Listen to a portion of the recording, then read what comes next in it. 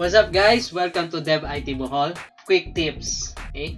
I hope na naka-learn mo sa last video na akong i-post. I hope it helps you a lot sa inyong laptop na to increase or na-increase gamay ang performance sa inyong laptop.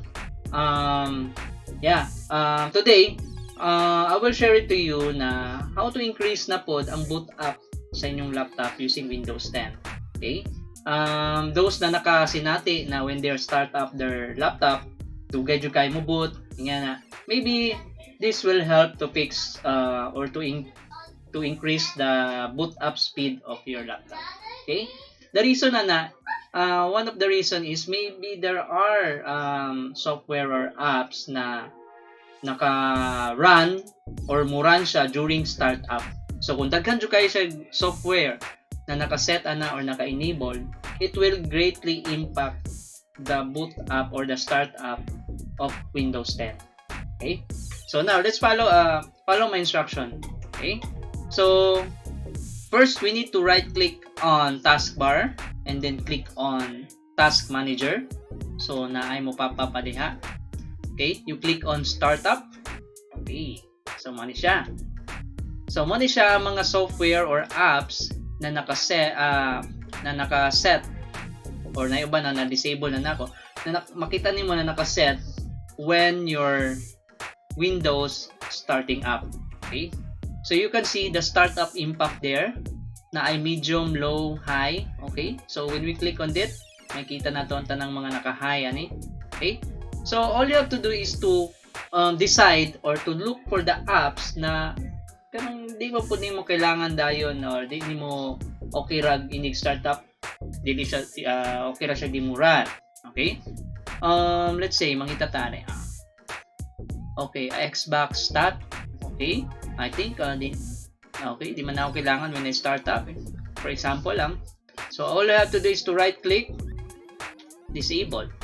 Okay? Nakita niyo disable. So kani mga high, mo ni mga kusog mo impact during startup. Okay? I-tag na diya.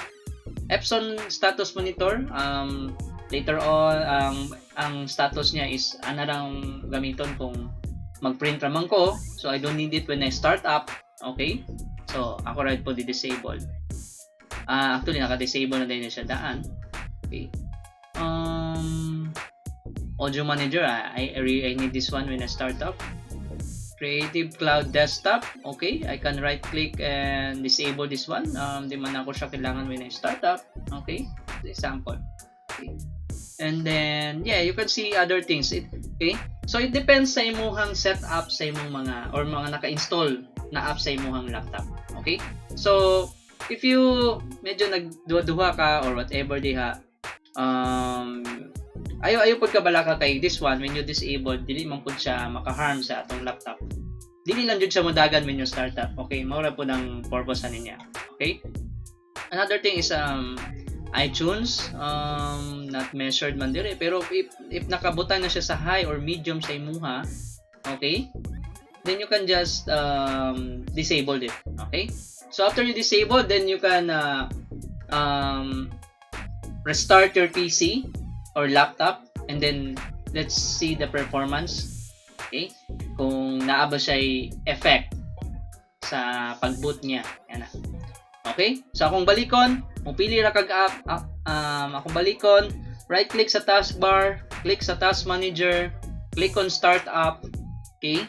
And look for you can click the start up impact para ma-sort siya into high. Okay? And then you can see those apps na pwede nimong i-disable. Okay? Okay? So, after this one, you restart your laptop and let's see and let's monitor if effective siya or maka-add siya og optimization sa imo. Okay? So, that's my quick tip now. See you soon on my next quick tips. I hope you enjoy watching and learn a lot. Okay? Salamat sa mga ning like sa akong video previously. Salamat po sa mga ning like sa akong page and also ning like sa akong YouTube channel and nag-subscribe. Salamat inyo tanan. Okay? Shout out to Artworks of Scanhead, Local Ride. Shout out also to Rapcon TV. Those are my friends na mga blogger, nindot ilang mga content. You can subscribe to them. Visit them on YouTube and on Facebook. Okay? So, that's it. Bye-bye.